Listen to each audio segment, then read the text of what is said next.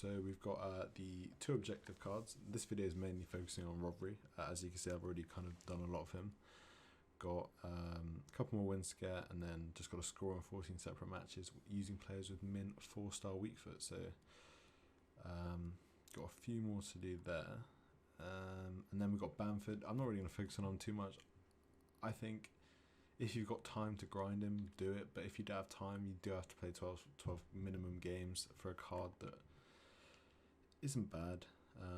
But it's not insane. I think you can get strikers just as good on the market. But like I said, if you've got the time, you may as well. But if 12 games is too much for you, then I'd focus on just doing Rodri, because I think he is much better. In terms of objectives, win 9 matches.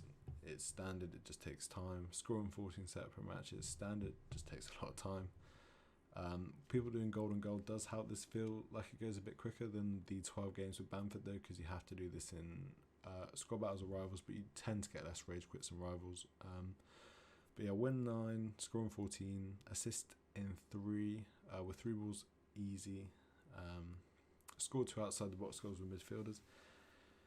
Can be a bit annoying. I think you can just put a midfielder at striker. I used a team of the season, Mason Mount, to do that. Then we've got score 16 goals in the foot live friendly. Yet again, you should do that relatively easy. Like I said, for this one, you could get someone to help. Just message them; they'll help you out. You do it in one game. That's probably the hardest one, I'd say, out of all of these. And scoring 16, yeah, that will just take time. But anyway, we're going to go over to Footbin just to look at his stats in game. So Rodri is a good CDM. He's obviously Premier League, Spanish, lots of links.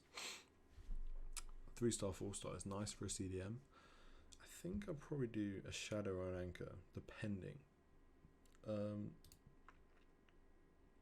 mean, if you really want those physicals and defending up, you probably want to go with an anchor. But I think with a shadow, he's just fine. Let's see what people say. Shadow, yeah. I think shadow just because of the pace. You need that pace boost. Top tier pace with a shadow. Shooting is not really relevant, but he has got a few good stats if you want to bang one from outside the box. Dribbling, agility and balance not great, but on a CDM it's not too relevant. Got good composure and good ball control. Defending 99 is really across the board except for heading accuracy, so that's probably the least important one anyway. So defense is insane, 96 stam, insane, and 92 strength is very good, and aggression is average, but it's not too bad. In terms of whether he's worth grinding, I think definitely. If you're not even going to use him, he's a 91 rated bit of fodder, so I think it's a win. If you're sitting there, it's like, oh, do I have the time to grind this?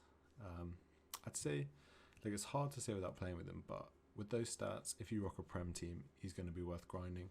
If you're not bothered about fodder and you haven't got the time and he doesn't fit your team, I wouldn't go out of your way to go for him. But like I say, I think you should be doing all the objectives, especially with Bamford as well. He's going to be very similar.